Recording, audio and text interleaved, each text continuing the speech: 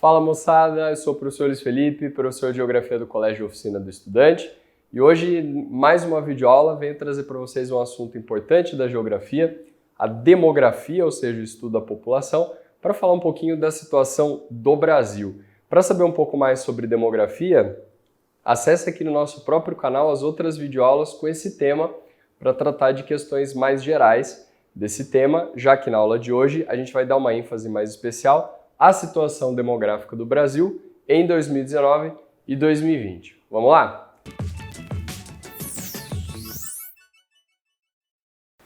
Bom, a primeira coisa que a gente percebe é que o Brasil é um país bastante populoso, ou seja, possui uma população absoluta, que é hoje a sexta maior do planeta, com 210 milhões de habitantes. Éramos até o ano passado o quinto país mais populoso do planeta. Fomos passados pelo Paquistão, que atualmente é o quinto, o que nos coloca aí na sexta colocação entre as maiores populações do mundo, atrás da China, da Índia, dos Estados Unidos, da Indonésia, agora do Paquistão também. Apesar disso, como a nossa área é muito grande, o Brasil, apesar de muito populoso, é pouco povoado, a nossa densidade demográfica é baixa, porque para esse cálculo a gente divide a população absoluta pela nossa área, que é de 8 milhões e meio de quilômetros quadrados, e a nossa média vai dar um pouquinho menos aí de 24 habitantes por quilômetro quadrado, que é uma densidade demográfica baixa. Agora, é importante destacar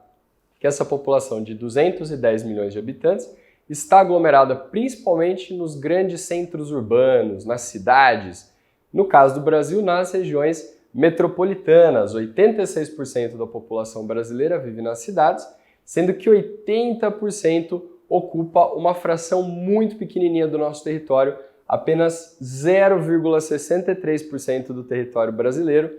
contempla aí 80% da população. Basta pensar na região de São Paulo, a cidade de São Paulo tem 12 milhões de habitantes, é uma mega cidade, porque tem mais de 10 milhões, é também uma metrópole global, dada aí a sua importância dentro do cenário econômico, político e social internacional. E a região metropolitana tem 20 milhões de habitantes, quer dizer, praticamente 10% de toda a população do Brasil está só ali na Grande São Paulo, chamado ABCD Paulista, ou região metropolitana de São Paulo. Portanto, a verticalização é um processo bastante fácil de se observar nesses lugares e grandes aglomerações nessas, que hoje são as centralidades econômicas, os grandes centros de produção e de consumo, as cidades, como a gente vê no Brasil. Dentro dessa população, 54,9%, segundo o censo aí 2016, são pessoas que se autoconsideram pessoas de pele cor preta ou parda. A maioria desse grupo da população negra se considera com a pele parda. A população branca vai chegar em torno aí de 44% do total da população, e uma população menor, contemplando principalmente povos que se autodeclaram indígenas, pouco mais aí de 1 milhão, e povos que se consideram de pele amarela, que seriam os migrantes principalmente ali da Ásia, da região do extremo leste, o Oriente, como a gente prefere dizer, especialmente as pessoas que vieram do Japão. 14,4% dessa população tem mais de 60 anos, o que mostra que lentamente a população brasileira vem envelhecendo por conta do aumento da expectativa de vida, sobretudo, e cerca de 12,9% da população hoje tem menos de 9 anos. Aqui a gente observa um aumento da expectativa de vida e, ao mesmo tempo, uma diminuição das taxas de fecundidade e de natalidade, reflexo da própria urbanização, uma vez que ter filho na cidade é caro, o custo de vida nas cidades é caro, você não tem autonomia, a menos que você tenha dinheiro para sobreviver, a subsistência na cidade é impossível, e o próprio ingresso da mulher no mercado de trabalho, a autonomia das mulheres que começam agora a poder optar ou não, se querem ser mães ou não, vão se dedicar aos estudos, à carreira, antes de obrigatoriamente, como era no passado, terem que se dedicar à maternidade, o desenvolvimento dos métodos contraceptivos e, sem sombra de dúvidas, uma certa expectativa, uma insegurança com relação ao futuro, tendo em vista aí a situação política, econômica, bastante instável que a gente enfrenta no mundo todo e também aqui com um pouquinho mais de intensidade no próprio Brasil. A gente observa isso quando olhamos, né, para alguns índices bastante alarmantes. Hoje o país, infelizmente, tem 12,6 milhões de desempregados, é um número bastante elevado, foi o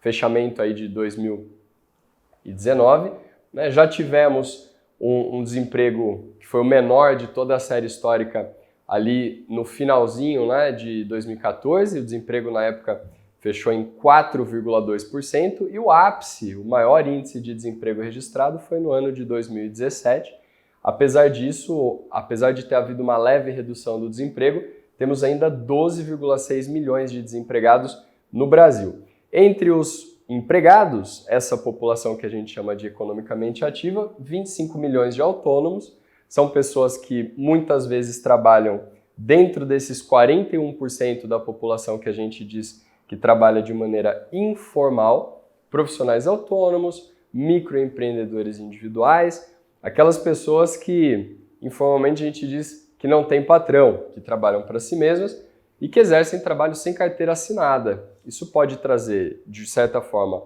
uma oportunidade numa situação em que as empresas não estão conseguindo gerar empregos, acusando muitas vezes as políticas atuais de serem muito burocráticas e onerosas para o empregador. Isso cria também alguns problemas, uma vez que esse profissional autônomo, essa mão de obra enorme que trabalha informalmente, não tem garantidas uma série aí de garantias, né, uma série de benefícios que o trabalhador registrado tem. Por exemplo, o 13º salário, férias remuneradas, o afastamento remunerado pelo INSS, o próprio recolhimento, né, do FGTS e a contribuição obrigatória do INSS, o seguro-desemprego, os 40% de indenização no caso de demissão sem justa causa. Esse autônomo e esse informal geralmente não tem essas garantias, não tem esses benefícios. A gente começa, né, principalmente nesse momento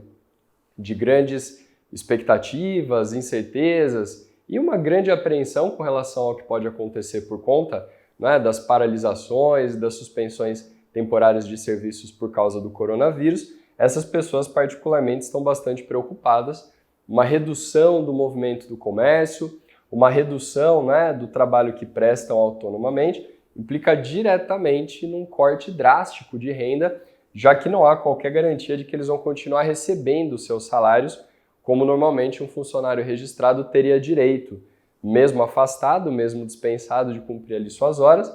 que pode depois ser compensado por bancos de horas ou desconto nas férias. O trabalhador formal teria esses direitos assegurados, o que não acontece com o autônomo ou com o informal. Ainda mais alarmante é perceber que 104 milhões de pessoas, ou seja, metade da população do nosso país, vive com menos de R$ 413 por mês. Quer dizer, é menos da metade do salário mínimo e 104 milhões, nada menos que quase metade da população do país, vive hoje com menos de R$ 413 por mês. Um valor que muitas vezes é insuficiente para fazer compras, para pagar aluguel e manter despesas básicas, por exemplo, com a educação, com a saúde, uma vez que não há vagas, né, para atender toda a população, quando esses serviços são oferecidos pelo Estado. E 5% dentro desse grupo vivem com menos de R$ 51 por mês. Pessoas já vivendo abaixo da linha da miséria. Você pode imaginar, às vezes a pessoa gasta R$ 50 em um único dia. Aqui são pessoas que vivem com R$ 51 por mês. Mais de 10 milhões de pessoas no Brasil nessa situação. Enquanto cerca de 1% da população brasileira tem um rendimento superior a R$ 20 mil. E 8 pessoas no Brasil hoje têm um patrimônio que pode ser considerado bilionário. Esse número costuma variar de acordo com o índice avaliado, né? Patrimônio líquido, patrimônio bruto, se as ações contam também, ou se é só o dinheiro, o capital que está ali investido em empresas, em ações. Mas em contrapartida, 10 milhões e 400 mil, 5%, vivem com menos de R$ 51 por mês. 15 milhões de pessoas no Brasil morando de forma precária em favelas, chamados, né, aglomerados suburbanos ou moradias subnormais. São 15 milhões de pessoas vivendo de forma bastante precária, o que nos faz questionar se a Constituição está sendo garantida, já que ela diz logo ali nos primeiros artigos, né, que todos os brasileiros deveriam ter acesso à educação, à saúde, à moradia, à segurança, ao emprego digno, e muitas vezes essa situação não é respeitada. Vale destacar que grande parte dessa população vivendo na miséria extrema ou abaixo da linha da pobreza, é composta por pessoas negras, o que reflete um país que por séculos vigorou uma estrutura bastante hierarquizada, baseada na divisão por raças, né, por etnias, onde as pessoas brancas, geralmente descendentes de pessoas que eram, né, os barões do café, os senhores do engenho, herdeiros das capitanias hereditárias do modelo colonial, enriqueceram e lucraram muito em cima do trabalho de pessoas negras que eram escravizadas e que jamais tiveram qualquer tipo de compensação ou de indenização por todos esses séculos, né, de trabalho não remunerado. Foi o caso de grande parte aí da população negra que viveu no Brasil e que hoje tem em seus herdeiros, em suas herdeiras, não fortunas, né, mas o acúmulo de um período bastante grave de desigualdades raciais e de exploração de uma estrutura extremamente injusta e cruel. O Brasil hoje, portanto, um país bastante urbanizado, né, e com problemas graves de desemprego, traz também duas tendências importantes para o vestibular, e que você também precisa conhecer, percebe no seu dia a dia. Uma delas, a tendência da terciarização, ou seja, a mão de obra que estava ali antes no setor primário, agronegócio, mineração e extrativismo vegetal, e no setor secundário, indústria e construção civil, migra para o setor terciário, comércio e serviços, por isso a terciarização da mão de obra da população economicamente ativa. E dentro da terciarização, a uberização do trabalho, que mostra, né, essa precarização, essa ultraflexibilização de direitos e garantias trabalhistas, implicando no aumento aí de profissionais autônomos, pessoas trabalhando de maneira informal, e essas que mesmo tendo acesso à renda, muitas vezes acabam vivendo com uma renda muito baixa, né, incapaz de custear serviços básicos para que a pessoa possa ter conforto, segurança e dignidade. Dentro do recorte étnico, a gente percebe ainda lutas identitárias bastante importantes, movimento feminista, luta por igualdade